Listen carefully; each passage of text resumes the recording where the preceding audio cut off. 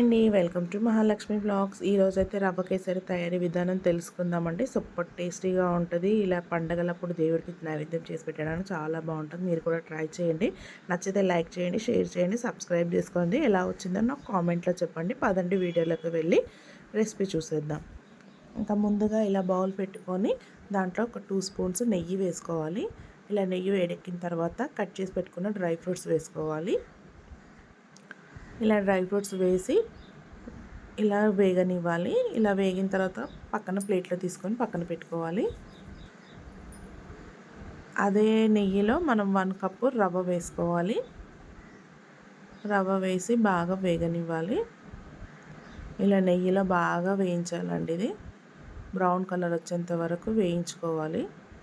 ఇలా వేగిన తర్వాత వేడి వాటర్ పోయాలండి. దీంట్లో చల్లనీళ్ళు పోయకూడదు అస్సలు. దీంట్లో వేడి వాటర్ పోస్తేనే టేస్ట్ వస్తుందండి. ఒక కప్పుకి 3 కప్స్ వాటర్ వేయాలి.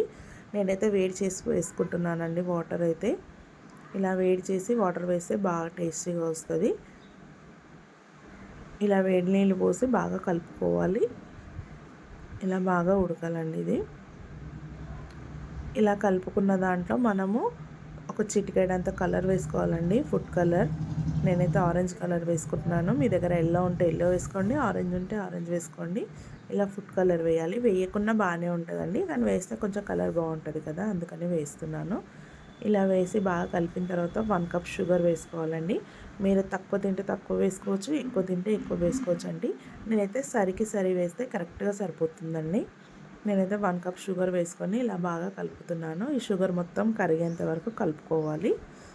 ఇలా దాంట్లో షుగర్ మొత్తం కరిగిపోవాలండి. ఇలా కరిగింది చూడండి.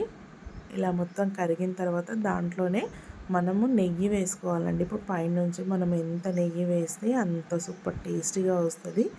నేనైతే ఒక 3 స్పూన్స్ నెయ్యి వేస్తున్నాను. ఇంకా మీ ఇష్టం అండి, ఇంకా ఎక్కువైనా వేసుకోవచ్చు, తక్కువైనా వేసుకోవచ్చు, కానీ నెయ్యితోనే టేస్ట్ బాగా వస్తుందండి. నేనైతే 3 స్పూన్స్ వరకు నెయ్యి వేస్తున్నాను. నెయ్యి వేసి కలుపుకోవాలి. ఇలా నెయ్యి వేసి బాగా కలపాలి. ఇలా బాగా కలుపుకున్న తర్వాత దాంట్లోనే మనం కొంచెం ఇలాచీ పౌడర్ వేసుకోవాలండి. ఇలా బాగా కలిసేంత వరకు కలుపుకొని ఒక 1 స్పూన్ ఇలాచీ పౌడర్ వేసుకోవాలి.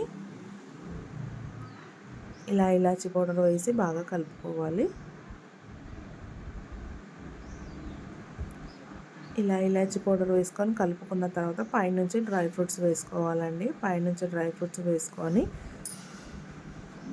మనం దేవుడికి నైవేద్యం పెట్టుకున్నామంటే సూపర్ టేస్టీగా ఉంటుంది.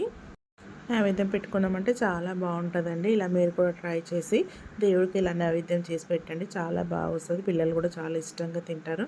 నా ఛానల్ ఎవరైనా ఫస్ట్ టైం చూస్తున్నట్టయితే లైక్ చేయండి, షేర్ చేయండి, సబ్స్క్రైబ్ చేసుకొని థ్యాంక్స్ ఫర్ వాచింగ్.